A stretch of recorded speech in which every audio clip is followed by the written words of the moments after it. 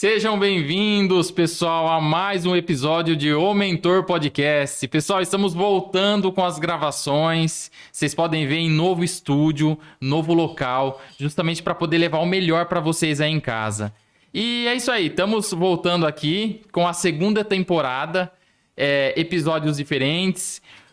A ideia sempre vai ser a mesma, trazer um mentor aqui para vocês, para poder te dar dica, para poder te dar estratégia no seu negócio, para tudo fomentar esse mercado empreendedor.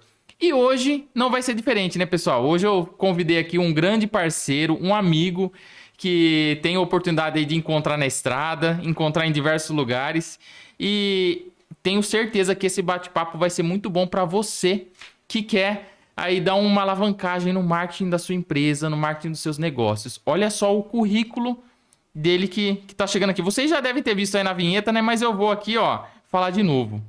Ele é formado em administração de marketing pela Universidade Estadual de Londrina, empresário, palestrante, mentor, professor de MBA, consultor com 22 anos de experiência. Trabalhou 10 anos no Sebrae e hoje ele se dedica a empreender. Tem 3 empresas, ó. Ele é cofundador e CEO das empresas Meta de Vendas. Outra empresa é a Growth, Algoritmos Growth Marketing. E a última, fala aí, Hugo, qual que é a terceira empresa? A Blue Note Brasil. Blue Note Brasil. Então, seja bem-vindo, Hugo, ao podcast. É um prazer te receber aqui, tá? Obrigado, Renan. Obrigado pelo convite. Estou feliz demais de poder estar aqui inaugurando essa nova temporada do podcast e poder trazer, contribuir com o mercado, contribuir com a economia do país, com um pouquinho da experiência que a gente tem. Com certeza. Muitos empresários precisam de marketing, né? As pessoas falam, poxa, Renan, eu tô investindo em marketing, não tá dando certo. Inclusive, o tema do nosso podcast hoje vai ser Marketing não vende, o mito que quebra as empresas. Justamente por isso, né? Porque as pessoas, elas pensam em fazer marketing, mas faz daquela forma, né? Hoje, as pessoas, Hugo, acham que fazer marketing é postar um vídeo engraçadinho lá no Instagram, no YouTube, e acham que isso vai vender. Só que as pessoas já começam errado, né? Então, o que você acha disso? Já começa falando sobre esses videozinhos engraçados, que dá audiência, que dá like. E aí, será que funciona mesmo? Você sabe, Renan, que eu dou aula em MBA, já dei mais de 300 treinamentos sobre marketing, e eu sempre começo com a mesma pergunta. Afinal, o que é marketing? E as pessoas não sabem responder. Isso eu fico impressionado. Eu dou aula em MBA de marketing, e um aluno de MBA de marketing não sabe responder o que é marketing. E, começando com uma definição muito simples, eu gosto muito do Hyman Richards, né, um dos fundadores da FGV, e ele define marketing como entender para atender lucrativamente. Só que quando eu pergunto o que é marketing para as pessoas acreditam que marketing é propaganda, marketing é divulgação, marketing é videozinho no Instagram, e isso não é marketing. Propaganda é propaganda, divulgação é divulgação, e marketing é marketing. Então, mas nós vivemos a cultura do like a todo custo, da visibilidade a todo custo, e muitas vezes ferindo o próprio posicionamento da marca.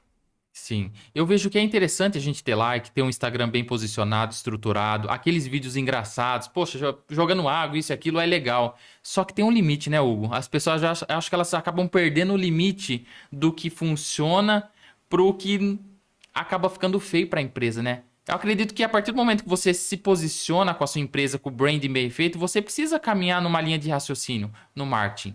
Você sabe que eu tive casos de clientes da Algoritmos, né, da agência, onde nós rompemos o contrato exatamente por divergência com relação ao que o cliente gostaria. Né? A partir do momento que o cliente acredita que ele tem que seguir uma trend, e nessa trend mostra a equipe de vendas maltratando o cliente, ou tratando o cliente como se ele fosse um idiota, cara, isso não coopera para a construção de uma marca. Então eu tenho que tomar muito cuidado com ações de curto prazo que podem ferir o posicionamento da tua marca no longo prazo. A marca é o que uma empresa tem de mais valioso. Se você queimar a tua marca, se você ferir a tua marca, e no mundo veloz que nós vivemos, principalmente no ambiente da internet, é muito rápido. Entendi. Hoje, na sua visão, como especialista em marketing, para uma empresa começar a se posicionar de uma forma correta, quais os fatores ela deve analisar? Tipo, eu tenho minha empresa, eu vou começar a me posicionar lá no Instagram, Facebook e tudo mais. O que eu preciso ter de atenção? Coisas que eu não posso errar. Eu tenho que entender uma coisa. O que é o posicionamento de marca? Como eu quero ser visto? Se eu não defino isso antes, eu vou começar a usar a ferramenta. E eu sempre brinco, né, que o Instagram é uma ferramenta como uma furadeira. O que uma furadeira faz? A furadeira faz um furo na parede. Você precisa de um furo na parede? Você não precisa. Você precisa pendurar um quadro, mas você também não precisa pendurar o quadro, você precisa decorar o seu ambiente. Daí você não sabe aonde furar. Né? Daí você vai e faz um furo no lugar errado, fora do eixo. Você também não sabe escolher seu quadro, você escolhe um quadro horroroso, de repente você olha para a parede, tá um pavor a parede, e daí você fala, a furadeira é ruim. O Instagram, ele só vai fazer aquilo que você mandar. Então, se você não define, primeiro, qual imagem você quer que as pessoas tenham de você, você vai ficar seguindo o trend. Então, a primeira coisa para você definir um bom posicionamento é qual imagem você quer, como você quer ser visto. Porque eu vim aqui, né, a seu convite no Mentor Podcast. Se eu quisesse que as pessoas me reconhecessem como um peão de rodeio, por exemplo, como que eu tinha que estar vestido? De cowboy? De cowboy, de chapéu, de fivela. Eu tinha que dirigir uma caminhonete, eu tinha que ouvir música sertaneja, country, eu tinha que frequentar rodeios e bailes. Ou seja, todos esses elementos cooperam para que quando as pessoas batem o olho em mim, o Hugo é peão, o Hugo é cowboy. Então, uma empresa é a mesma coisa. Todos os elementos vão cooperar para a imagem que o cliente vai ter daquela empresa. Só que muitas vezes, nessa luta pelo like e me preocupando mais com a ferramenta, me preocupando mais com o Instagram do que com o que eu vou postar efetivamente, então daí vira um racha de posicionamento. E o cliente, no fundo, não sabe nem o que você faz mais. Será que é por isso que muitos empresários falam que o marketing não vende? Poxa, Renan, contratei o marketing, fez um monte de vídeo, fez postagem, só que eu não tô vendo venda no final do caixa ali, não tá funcionando. Será que é por isso, então? Na verdade, esse é um mito que ele é corretíssimo. O marketing não vende mesmo. A função do marketing não é vender.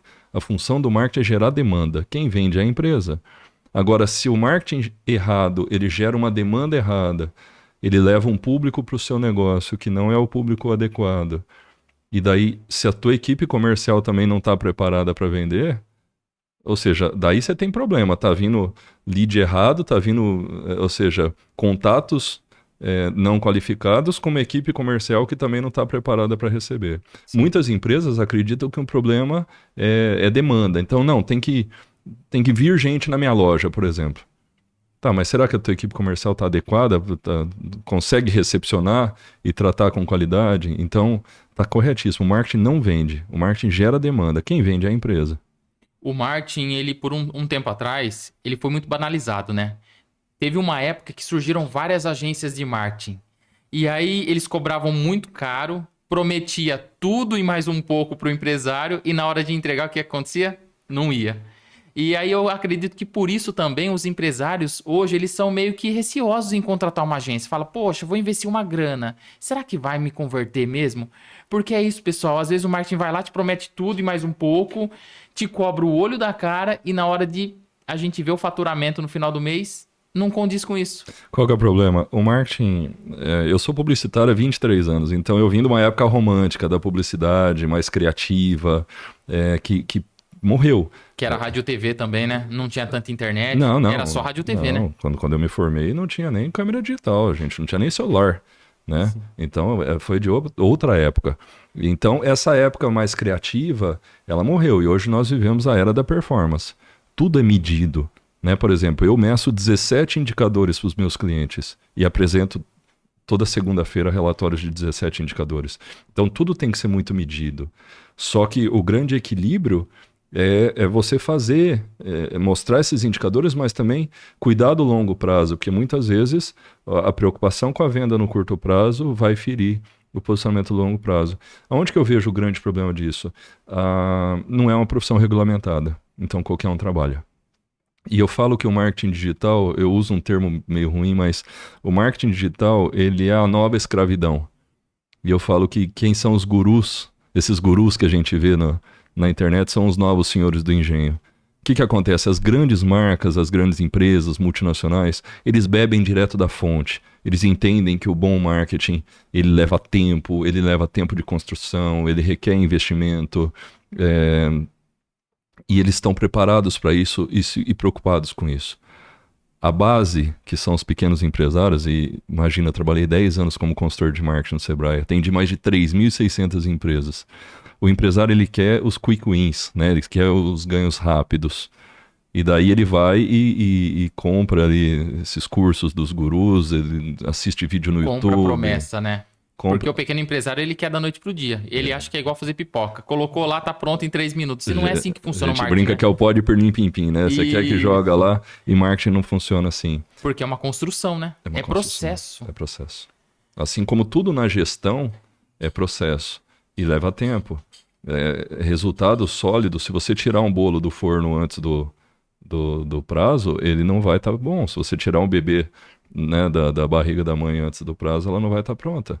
E se você lançar um produto, bom, você trabalha com lançamento, né? Ou seja, se você lançar um produto ou um serviço, ou algo antes do horário. Então, quando eu falo que esses gurus, eles são os novos senhores do engenho, porque o pequeno, ele não quer passar por todo o processo. Ele quer, a gente brinca que é vender terreno no céu. Então ele quer comprar o terreno no céu pronto já, ele não quer passar por todo o período de construção. E isso vê o quê? A gente vê empresários e essa falsa sensação de que qualquer um faz. O marketing digital dá essa falsa sensação de que qualquer um faz. Sim, você compra lá um curso online, estuda lá 10 videoaulas e acha que já tá um especialista Daí em marketing, né? eu assino um Canva, eu assino um ChatGPT, eu assino um CapCut e eu mesmo vou dar um jeito, né? E daí eu ouço muito assim, não, eu dei para minha filha de 15 anos cuidar do marketing da minha empresa porque ela fica o dia inteiro no celular. E o que sua filha entende de... Então, eu vi agora recentemente o que surgiu muita profissão digital, principalmente social media. Então, tipo, eu preciso montar conteúdo lá pro meu Instagram. Sim. Tipo, você pega uma social media ali, ela vai te fazer umas artes, ela vai te fazer uns vídeos engraçados. Só que eu vejo que esses conteúdos que são criados hoje em dia, eles não têm começo nem fim, não têm pé nem cabeça. Não são vídeos com estratégia. São vídeos de trend. Poxa, tá na modinha, o vídeo tá em alta, vou lá e posto na minha loja. Pô, não é assim que funciona, né? Não. Se você quiser um marketing estratégico, um marketing que vai vender, ele precisa ser pensado de uma forma diferente. Com certeza. Então, assim, toda a estrutura do marketing, ela tem que ser... Eu falo que é fincar 2 estacas. São 2 estacas que dali você vai construir todo o resto. A primeira estaca é o que a gente chama de definição do público-alvo. Se você não sabe com quem você está falando, você não consegue nem ajustar a sua linguagem de comunicação. O primeiro passo, então, poxa, eu vou querer fazer marketing da minha empresa. Ajustar o público-alvo. Tenho que saber com quem eu vou falar. Porque as pessoas acham, e os empresários acham, Renan, preciso vender para todo mundo. E isso é um mito, pessoal. Você não precisa vender para todo mundo. Primeiro você precisa definir o quê? Para quem você quer vender? Quem que é o público que vai comprar de você? É igual Rolex. Rolex, tá lá, tem relógio de 100, 200 mil reais. É todo mundo que vai comprar? Não é. E a Rolex não tá interessada em vender para todo mundo também, não. né? E assim, o que a Rolex vende? Não é relógio. Não é relógio. Tem uma frase clássica do fundador da Rolex que ele fala: tudo que um dono de um Rolex não quer é saber a hora. Perfeito. Ou seja, porque o Rolex é uma joia e se posiciona como uma joia, né? Tanto que hoje o mercado de Rolex ele é um mercado de investidores. O investidor compra um relógio para... Tem valorização, né? Para deixar guardado para poder vender depois. E aí você que tá em casa falando, Renan, você tá falando de Rolex, é coisa cara. Não, a base sempre vai ser a mesma para quem é pequeno, médio e grande empresário. Porque o marketing é o quê? Marketing é metodologia. Você sabe que um dos meus mentores, que é o Sandro Magaldi, né? Eu tive numa masterclass com ele me falou uma coisa que eu nunca mais tirei da minha cabeça. Ele falou assim, uma empresa não é pequena, ela está pequena. Então, muitas vezes, a gente vê o pequeno empresário, é que eu sou pequenininho. Não, você está pequeno. Agora, a mentalidade é o que faz uma empresa ser gigante. Nós vemos, né, uma Cris Junqueira da vida, por exemplo, e o Nubank, o que o Nubank virou, né, a marca mais valiosa do Brasil, quem diria, né? Sim, banco digital superar marcas como o Itaú. Que surgiu há poucos anos, né, também. Não tem a história que o Itaú tem, por exemplo. Não. Nubank é recente. E não tinha investimento, não tinha dinheiro, não tinha, assim... É fascinante você ver que eles falavam assim, a gente não tinha dinheiro, então a gente não podia errar. E daí, ou seja, eles criaram a estratégia até com relação à cor. Mas nenhum banco é roxo exatamente por isso. E descomplicando todo o ambiente bancário. E daí você fala, eles deram sorte. Puxa, pelo contrário. Né? Então, provando que com pouco dinheiro, mas com a estratégia correta dá para fazer. Perfeito. Até a cor tem que ser pensada, né? A cor do seu negócio, a cor do marketing. Renan, o público, homens e mulheres pensam de formas diferentes, são diferentes de todas as formas que duas coisas conseguem ser diferentes. Tem um livro muito legal, antigo pra caramba, chama Por que os homens fazem sexo e as mulheres fazem amor? É um livro que mostra de maneira bastante engraçada, mas tem um fundo antropológico que mostra essas diferenças. Por exemplo, se o meu público-alvo é mulheres enxergam mais linhas curvas, homens enxergam mais linhas retas e pontiagudas, mulheres enxergam mais cores, uma paleta de cor. Eu brinco que só a mulher sabe o que é fúcsia, né? Homem enxerga a cor sólida, vermelho, amarelo, azul. Preto, branco. Entende? Então, ou seja, se eu não defino meu público-alvo, eu não consigo sequer fazer um post para o Instagram. Porque eu não consigo ajustar a minha comunicação. Meninas de 20 a 30 anos pensam de forma diferente do que mulheres de 50 a 60 anos. Daí você pega uma mulher de 50 anos super sarada, malhada, bonita e fala, nossa, ela é linda, ela é malhada. Tá, ela é malhada para uma mulher de 50 anos, mas ela não tem 20. Porque a forma como ela assimila a informação, a forma como ela foi criada é diferente. Então, quando eu não ajusto o público-alvo, é como se eu for dar um tiro. A primeira coisa, eu tenho que calibrar minha mira. Porque senão o empresário ele fica atirando. Ah, acertei. Tá, mas gastei muita munição. E o segundo pilar que eu falo que é a segunda estaca é a estaca do posicionamento da marca. Como eu quero ser visto? Como eu quero ser percebido? Para quem eu quero ser visto e como eu quero ser visto? Daí o resto é ferramental. É construção. O resto é construção e ferramental. Bacana. Porque da onde sai tudo isso, né? A gente ainda hoje, em 2025, na era pós-digital, a maior parte das pessoas ainda tem uma mentalidade da Revolução Industrial. Em 1770, quando começa a Revolução Industrial na Inglaterra, o foco mercadológico era o quê? O produto. E isso vem mais ou menos até a década de 30. Na década de 50, quando a gente entra na era comercial, efetivamente, quando vem o papel do vendedor, né, das técnicas de persuasão, de vendas e tudo mais, e principalmente a partir da década de 70, quando a gente entra na era do marketing, propriamente dito, do novo marketing, né, o foco mercadológico era o produto. Então o cliente ele ia no supermercado, ele não tinha o que escolher, ele tinha que comprar o arroz que tinha na prateleira. Ele não tinha opção. Então a estratégia era o quê? Eu tenho um produto e eu trato de estratégias de marketing, de comunicação, de promoção, para atrair clientes para comprar esse produto. Só que hoje eu tenho o cliente, eu inverti a ordem e eu tenho que desenvolver produtos e serviços para atender esse cliente. Agora, se eu não sei o que você quer comprar, como é que eu posso te ofertar alguma coisa? Não tem como. Eu vejo que uma das principais funções do marketing é fazer com que o seu cliente tenha o desejo de consumir o seu produto ou seu serviço. O marketing é para isso, é despertar desejo, e o empresário não consegue. Hoje eu vejo que empresários têm produtos excelentes sendo comercializados, tanto na parte de serviços, produto físico mesmo, só que ele tem essa dificuldade de mostrar isso para o cliente, de fazer com que o cliente olhe e fale, uau, quero. Essa semana, eu vi um vídeo de uma hamburgueria lá em São Paulo, que ela remete a uma prisão dos Estados Unidos. Cara, pensa que massa. Então, o vídeo todo temático, sabe? Você entra na hamburgueria, parece que você tá entrando numa prisão mesmo, lá dos Estados Unidos, igual de filme. E aí você tem lá as celas, tem um lugar instagramável. Poxa, eles não vendem hambúrguer, Hugo. Eles estão vendendo experiência. Muitos empresários reclamam para mim, Renan, tá muito difícil a concorrência. Não consigo vender, eu preciso abaixar meu preço, isso e aquilo. Poxa, tá jogando o jogo errado. Qual é a experiência que o seu negócio tem levado pro seu cliente? Não é verdade? Olha que coisa interessante, né? Você falando de experiência. A Disney, todo final de tarde, tem aquela queima de fogos que é sensacional. Só que a Disney gasta milhões de dólares por ano com aqueles fogos. É uma fortuna que a Disney gasta. Eles chegaram a cogitar não fazer mais a queima de fogos e dar um desconto pro visitante ali no passaporte. E fizeram uma pesquisa. Se a pessoa estaria disposta a pagar Se eu não me engano, 20, 25 dólares a menos no passaporte, e não ter a queima de fogos. E absolutamente ninguém respondeu que estaria disposto a não pagar. Então, ou seja, o cliente não liga de pagar. Porque os fogos faz parte do show, faz parte da O experiência. cliente não liga de pagar a mais no hambúrguer, o cliente não liga de pagar a mais numa camisa, o cliente não liga de pagar. Aquela pessoa que fala, o cliente só quer preço, ela não entendeu o que o cliente quer. Não, O cliente quer preço também.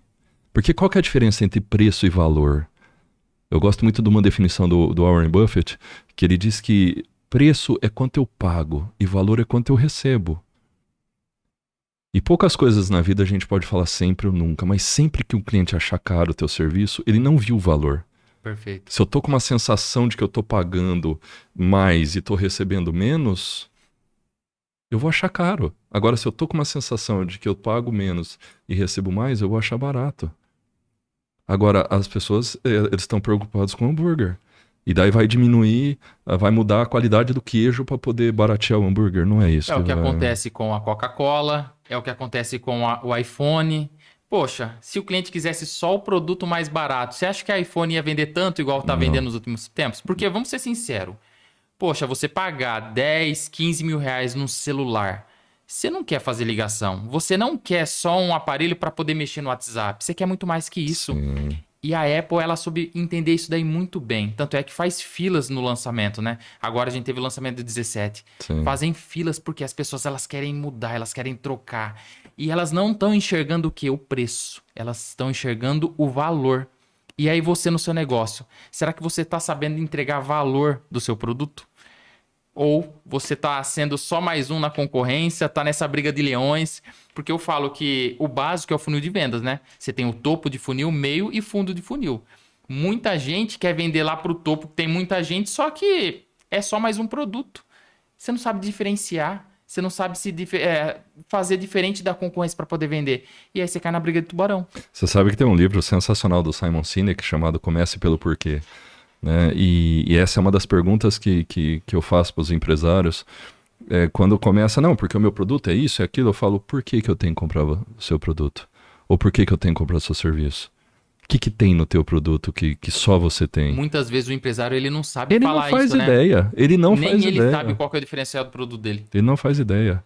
Porque existe uma imagem, é igual, né, quando você deve ter muito dessa experiência, a pessoa te procura, eu quero abrir um negócio, mas eu quero abrir um negócio diferente. Cara, diferente você não vai fazer, a não ser que você inventou um negócio do zero. O que você vai fazer? Você vai fazer a mesma coisa que alguém de maneira diferenciada. Essa hamburgueria que você citou, faz o quê? Faz hambúrguer, é a mesma coisa Sim, sim. O que business todo é hambúrguer. mundo, só que de forma diferenciada. Ele envolve o cliente diferente. Entende? Ele conta uma história. E com isso ele consegue agregar muito mais valor. Ou seja, Marketing é contar história. é isso. Um hambúrguer lá na esquina pode ser que pague 10, 15, 20 reais. Lá na hamburgueria dele ele não vai cobrar isso. Não. Por quê? Porque ele soube envolver no storytelling. Isso. Isso daí gera muito dinheiro pro bolso dele. Porque ele soube entender o game.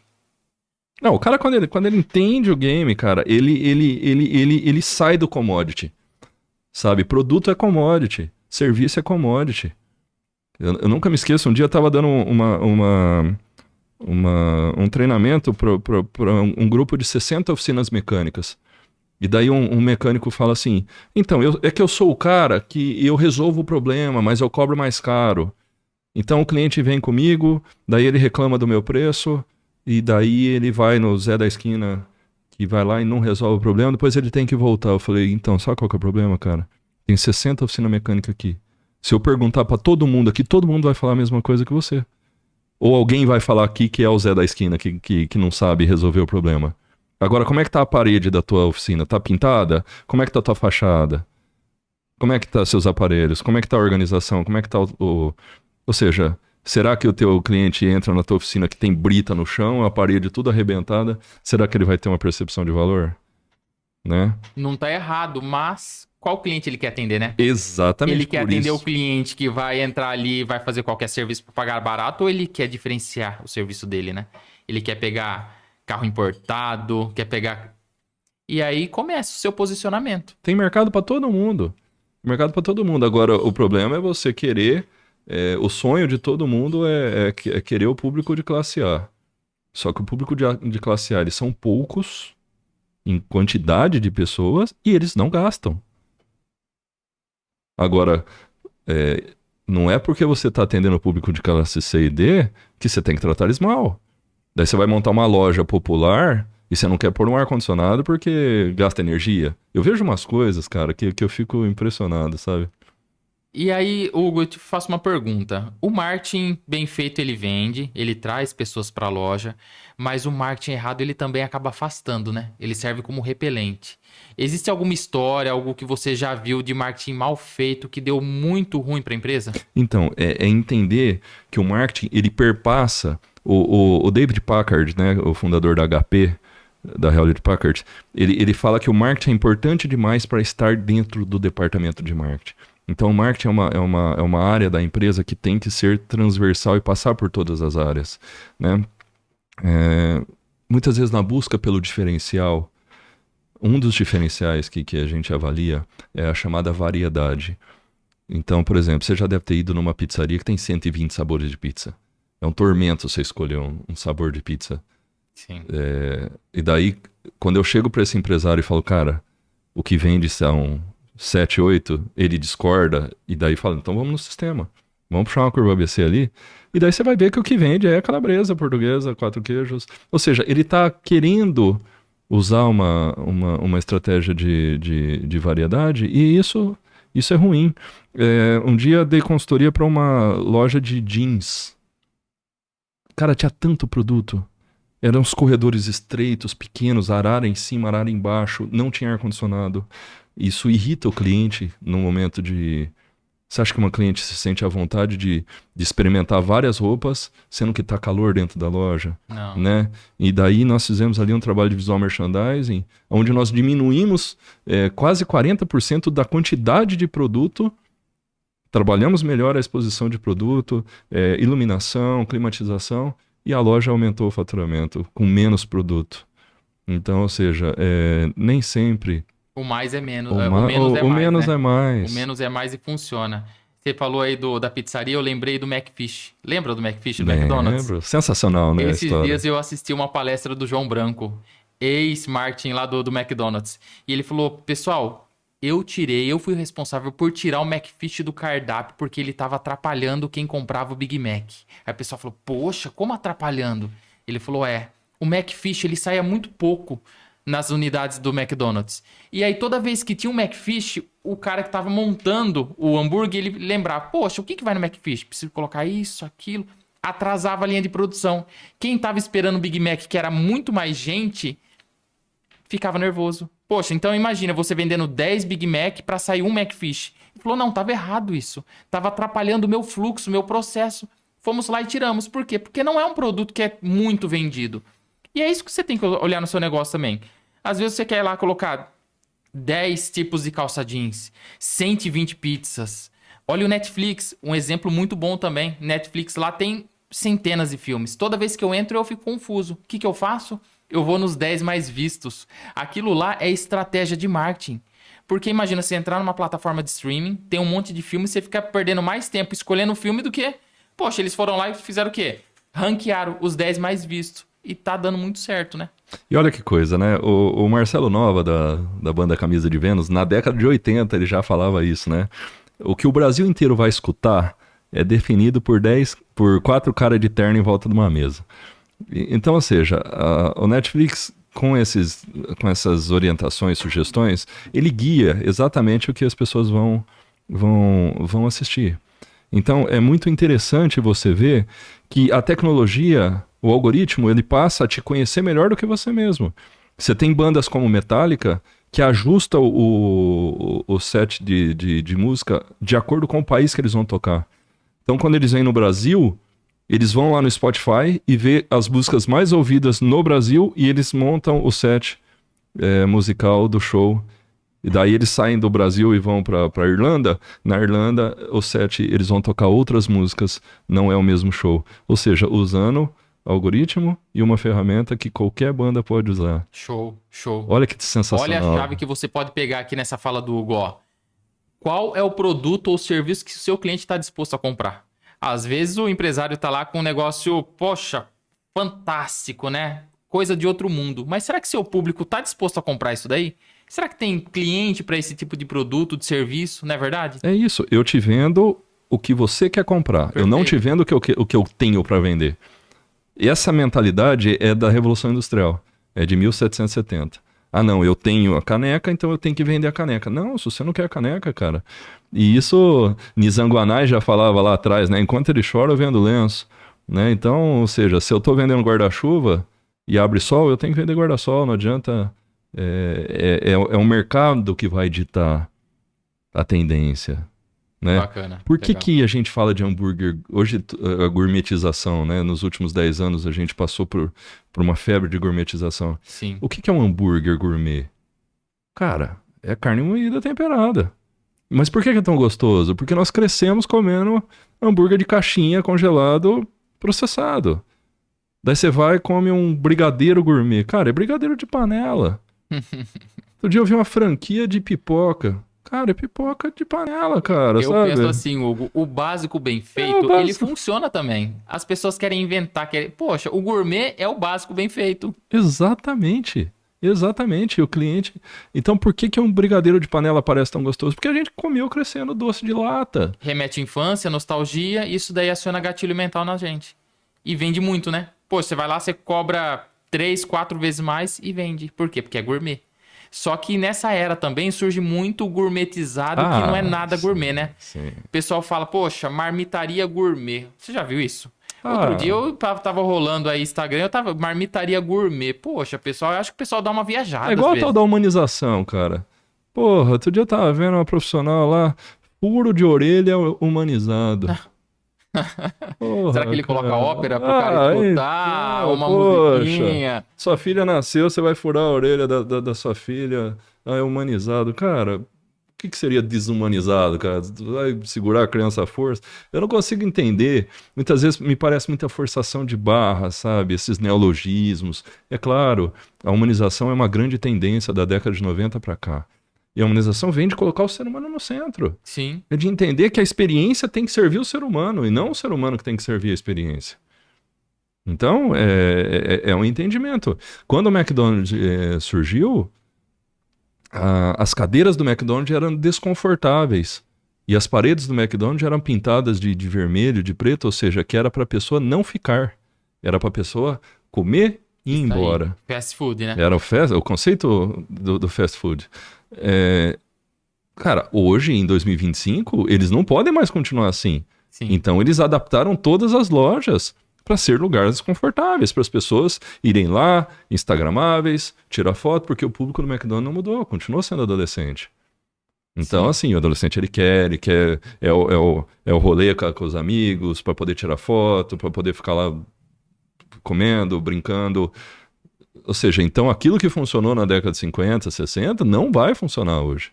Porque o comportamento das pessoas mudou. Ainda mais pós-pandemia, né? A gente vê que pós-pandemia a tecnologia acelerou muito, o modo das pessoas comprarem e consumirem produtos também mudou muito. O adolescente hoje ele tá imediatista, ele não tem paciência para esperar.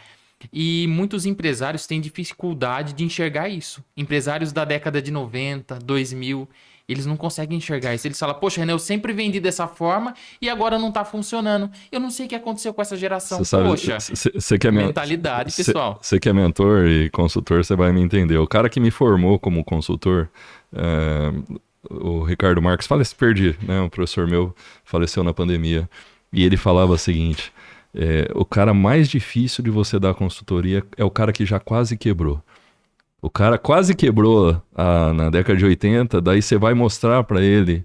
E ele fala, não, eu já me reergui, eu já passei um período há 40 anos atrás que foi difícil e agora eu vou conseguir me reerguer de novo. É mostrar pra esse cara que o mundo mudou, que as pessoas mudaram, que o comportamento mudou, que a tecnologia mudou a nossa relação.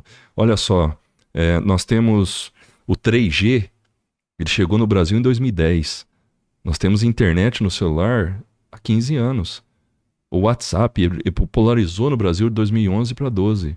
Olha o quanto mudou as nossas relações humanas. Sim. Em pouco mais de 10 anos. 10, 15 anos. Então, assim, foram mudanças brutais que houve no comportamento das pessoas. E para trabalhar marketing, Renan, Para trabalhar negócio, business, você tem que entender de gente. Se você não entende como o ser humano se comporta, como o ser humano assimila a informação, como ele recebe a informação. A gente começou falando de Instagram, por exemplo. O Brasil tem 76% de analfabetos funcionais. São 3/4 dos brasileiros que não conseguem interpretar um texto. Outro dia eu estava lendo um artigo, os jovens reclamando dos filmes no cinema. O jovem reclamando que os filmes estão muito longos. Poxa. O jovem, ele sai para ir no cinema e se o reclama filme do tem 2 horas e pouco, incomoda ele. Porque a ele geração tem- imediatista. Porque é a geração TikTok. É a geração Entende? dos shorts, dos reels, Dos que tá shorts. rodando ali, ó. Ah, interessa? shorts. Beleza, não interessa, passa pro próximo. Tanto que o Salib, né, que é um dos meus mentores, ele falou assim, eu não palestro em TED, em TEDx.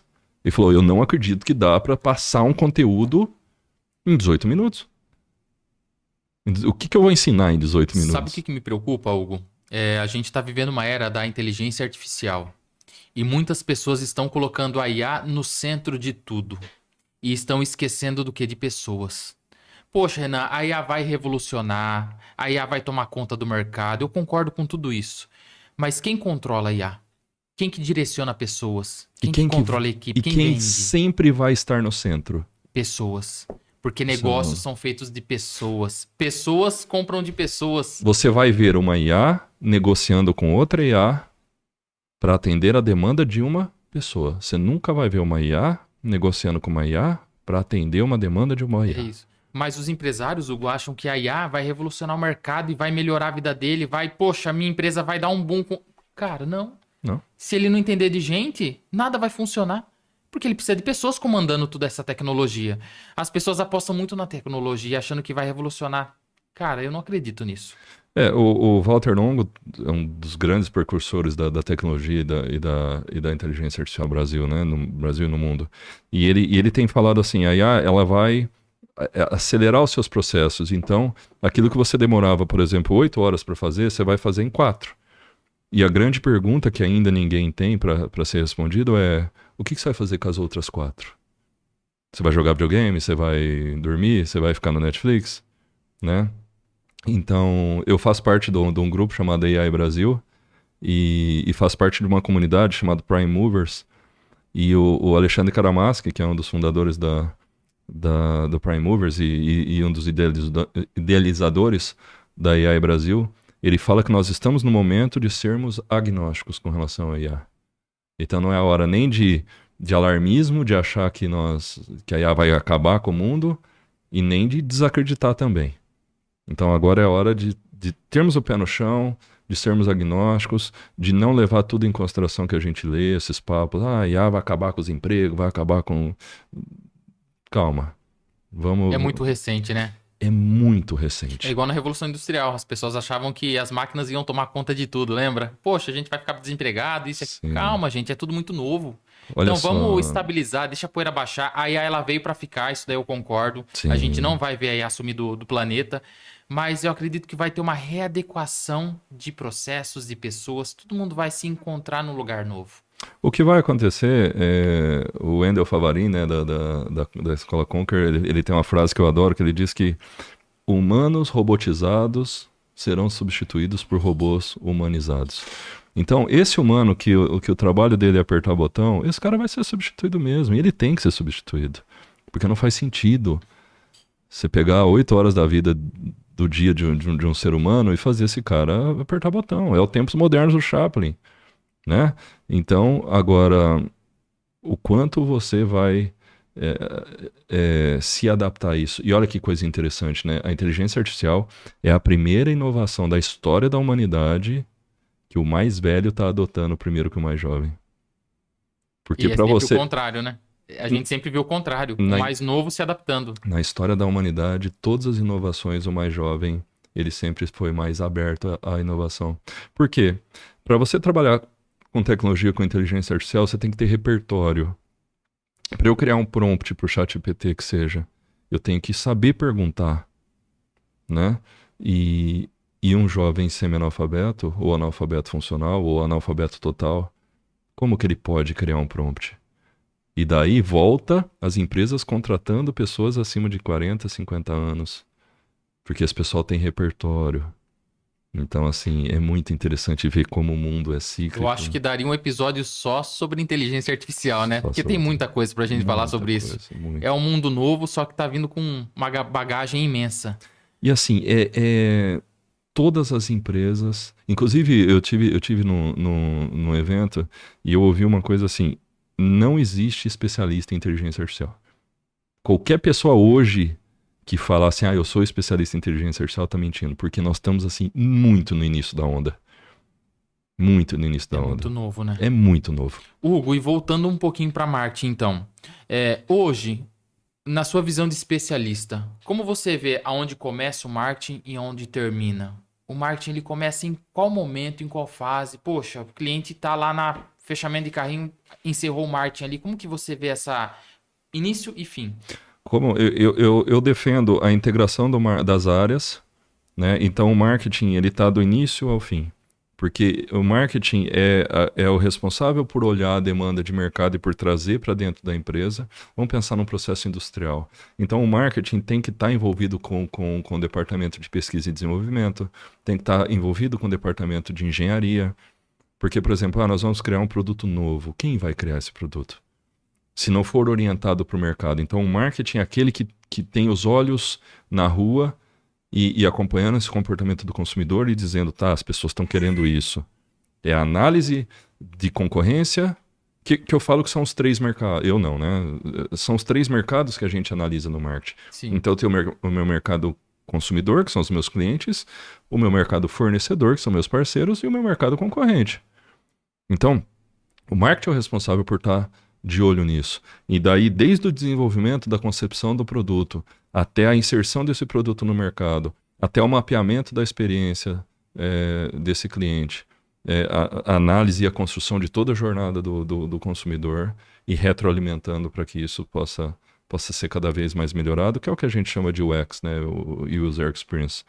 Então, a construção da jornada do consumidor, o marketing tem que estar em toda a esteira.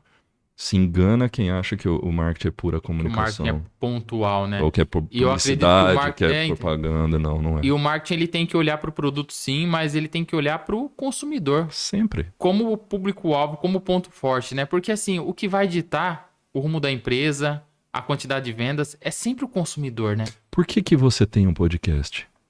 Porque existe demanda. Essa é a primeira lei de mercado, é a lei da oferta e da procura. Enquanto as pessoas quiserem assistir podcast, existirá podcast. O dia que as pessoas não quiserem mais assistir, não vai mais existir. Nós comemos hambúrguer enquanto as pessoas quiserem comer hambúrguer. Quando não quiser mais, acabou. Então, eu me assusto muito, Renan, quando eu vejo empresários construindo grandes empresas com base numa moda de curtíssimo prazo. Né? Foi o caso das paletas mexicanas, foi o caso, ou seja, nós tivemos N casos de empresas que ou seja, surfaram numa onda e morreram ali na frente. Né? Porque o que é uma paleta mexicana? É um sorvete. É um picolé. É um sorvete picolé recheio, grande. né? Um picolé Acabou. grande, ou seja, não tinha a grande inovação era o tamanho. Então, ou seja, não foi feita uma grande inovação ali. Quem pegou no começo ganhou muito dinheiro, né? Agora, quem entrou no final, coitado, quebrou. E deixou dinheiro na mesa. Deixou. Então, assim, é entender o que é. Quando a gente faz análise de mercado, a gente faz a chamada análise preditiva, que são as análises de tendência. Como que eu posso fazer essa análise preditiva? Olhando dados passados. Então, por exemplo, há 2 semanas atrás, eu fui 3 vezes na academia. A semana passada, eu fui 3 vezes na academia. Essa semana, eu fui 3 vezes na academia. Quantas vezes eu vou na academia semana que vem? Provavelmente 3. A tendência é que eu vá 3, mas não existe indício nenhum de que isso vai acontecer. Né? Eu posso ir 5, como posso não ir nenhuma. Sim. Então, não existe indício nenhum. Então, quando a gente monta essa análise preditiva, eu tenho que olhar no retrovisor. Só que eu tenho que ter muita clareza também que se eu não olhar a minha agenda da semana que vem e eu montar todo um planejamento para malhar 3 vezes, mas eu não sabia que eu tenho uma viagem no meio, ou que eu tenho reuniões e minha agenda vai estar ruim. Ou seja, muitas vezes a gente monta grandes previsões com base em sonho, com base em plano. E aí não funciona. Daí não E funciona. aí se frustra, porque cria expectativa em coisa errada. Investe dinheiro, investe sonho, vende casa, vende carro, deposita toda a experiência por acreditar em alguma coisa que no fundo não tinha indício nenhum de que aquilo fosse verdade. Bacana. Hugo, grande parte aqui da nossa audiência são empresários, pequenos e médios empresários, que têm como objetivo o quê? Cada vez vender mais. Cada vez gerar mais fluxo de caixa. Eles estão assistindo aqui para poder absorver conhecimento, aprender. Hoje, que dica você daria para uma empresa que precisa aumentar as vendas e precisa reestruturar o marketing? O que eles precisam fazer no marketing para poder vender mais? Coloca o ser humano no centro. Volta, entenda o seu business, entenda o seu negócio, analisa a concorrente. Eu gosto muito de uma frase do Poderoso Chefão que ele fala: fica perto dos seus amigos e mais perto ainda dos seus inimigos. Eu vejo grandes empresários olhar e falar assim: eu nem olho o que meu concorrente está fazendo. Cara, você tem que olhar. Você tem que saber o que as pessoas estão fazendo. Coloca o ser humano no centro, ajusta teu portfólio de produto, de serviço. Menos é mais. Corta custo. Se precisar, fecha a empresa, Se monta uma precisar, fecha a nova. empresa. Porque eu vejo que muitos empresários aí tá trabalhando, dando murro em ponto de faca e, cara, não vai. Não Às dá. vezes a gente precisa o quê? Fechar, zerar e começar de novo. E assim, Renan, é se livrar do ego. É se colocar na cadeira e aprender, sabe? É se colocar na cadeira mesmo de... Não importa quanto tempo você tenha de empresa, sabe? As coisas mudam, os tempos são outros.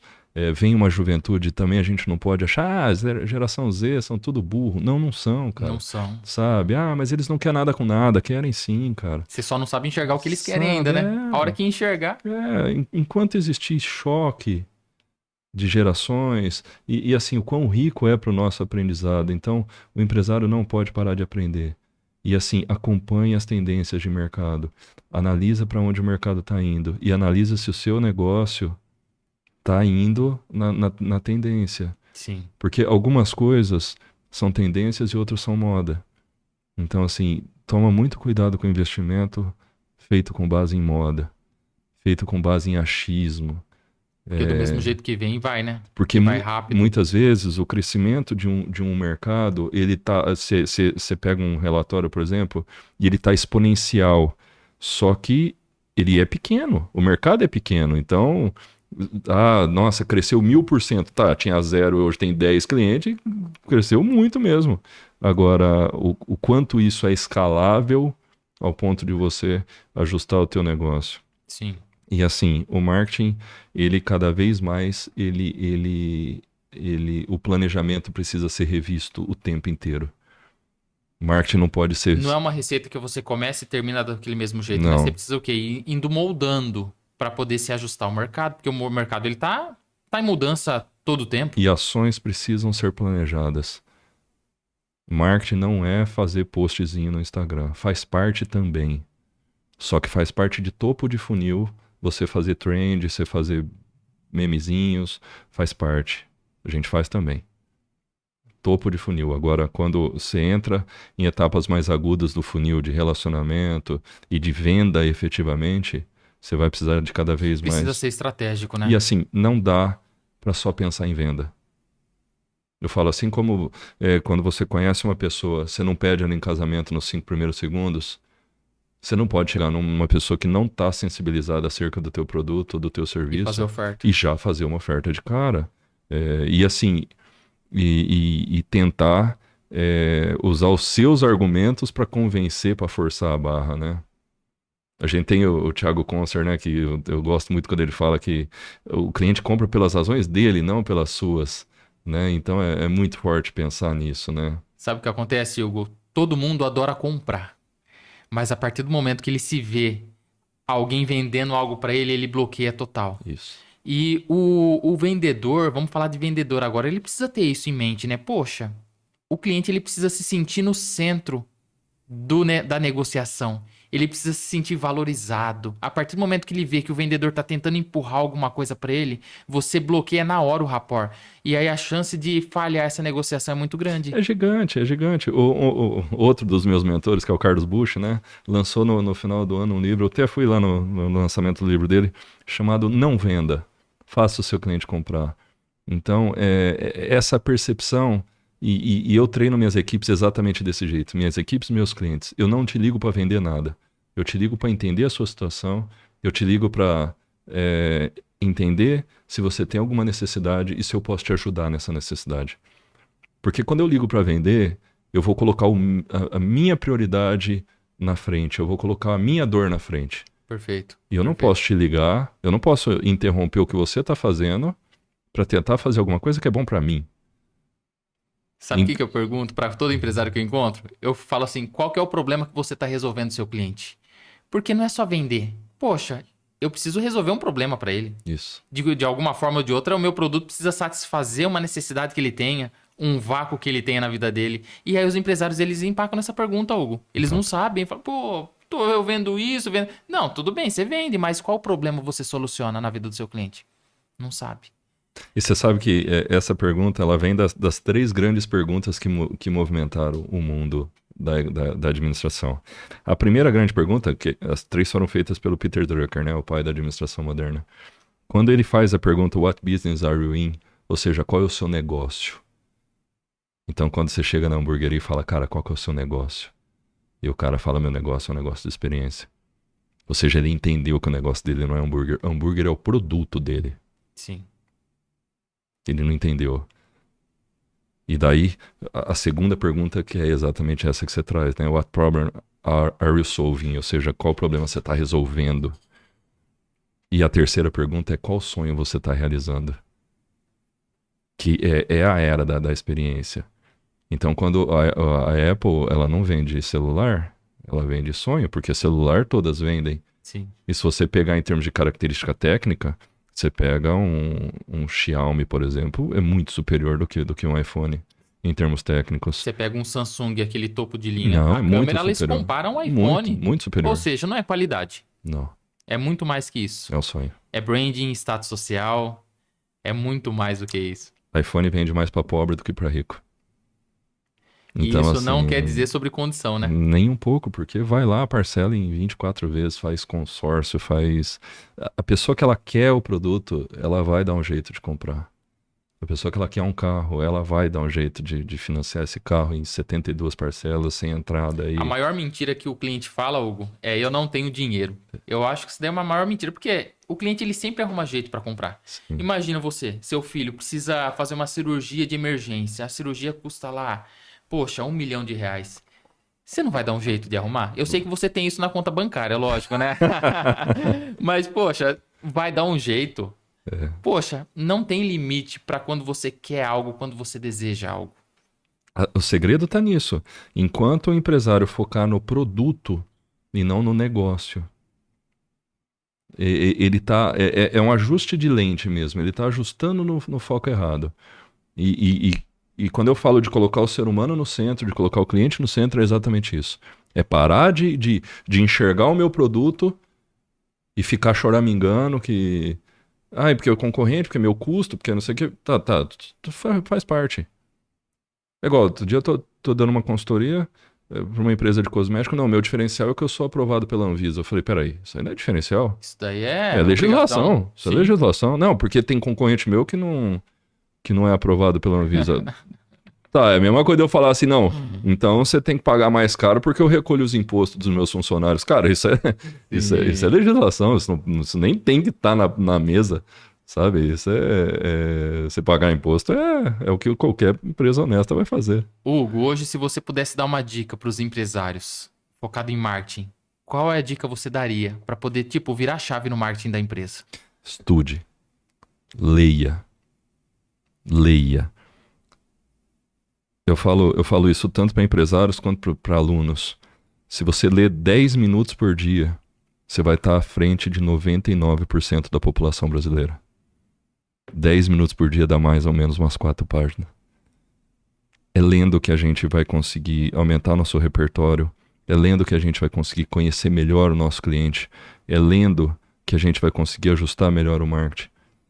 É sair desse ciclo de querer atalho, é sair desse ciclo de querer esses quick wins. Não, o que eu faço agora para... É igual quando eu atendo empresários que... Não, mas o que eu posso fazer para ganhar dinheiro rápido, sem esforço, sem investir? Eu falei, cara, reza, porque é a única coisa que é de graça e talvez Deus te ouça, porque de resto você vai ter que trabalhar, você vai ter que investir, você vai ter que esperar. É colheita. É entender que entre o plantar e o colher tem o regar e o esperar. Então você não constrói uma marca forte da noite pro dia. Pessoal, se vocês estiverem gostando desse papo aqui, desse podcast, já se inscreve no canal. Vou colocar aí, ó, no canto da tela o QR Code. Segue lá nosso Instagram para você poder ficar parte de tudo que acontece aqui. Todos os visitantes, todos os cortes. Tá saindo muito conteúdo bom aqui que você pode aplicar hoje mesmo aí na sua empresa. Então não perca nenhum episódio. E se você quiser ver algum convidado também diferente aqui, já procura a gente lá no Instagram, me manda um direct que vai ser um prazer receber aqui novos mentores para poder dar dicas, estratégias e com certeza alavancar o seu negócio. Hugo, para a gente poder finalizar, muita gente assistiu o podcast, você está abrindo aqui a segunda temporada, espaço novo, estúdio novo. Hoje, para o empresário que quer... Como que eu posso dizer? Poxa, Renan, eu quero mudar de negócio. Quero fechar minha empresa, abrir uma nova. Será que eu devo, não devo? O que ele tem que olhar para ter essa decisão final? Porque muita gente está em dúvida. Muita gente trabalha no vermelho, poxa, por anos, por meses. E fala, poxa, será que é o momento mesmo de eu fechar o meu negócio? O consumidor ele vai mudar, vai ter uma fase nova. Que momento você vê, você aconselhando vários empresários, você vê que é o momento de fechar, é o momento de insistir? Eu gosto muito de um conceito americano chamado fail fast, que é o você aprender rápido, falhar rápido. Eu uso muito a figura de linguagem de um skatista. Ele tem 45 segundos para fazer a bateria dele lá. Se esse skatista cair, ele nem vai pensar se tá doendo, cara. Ele vai levantar, pegar o skate e continuar. Só que existe um limiar entre teimosia e persistência que é muito pequeno.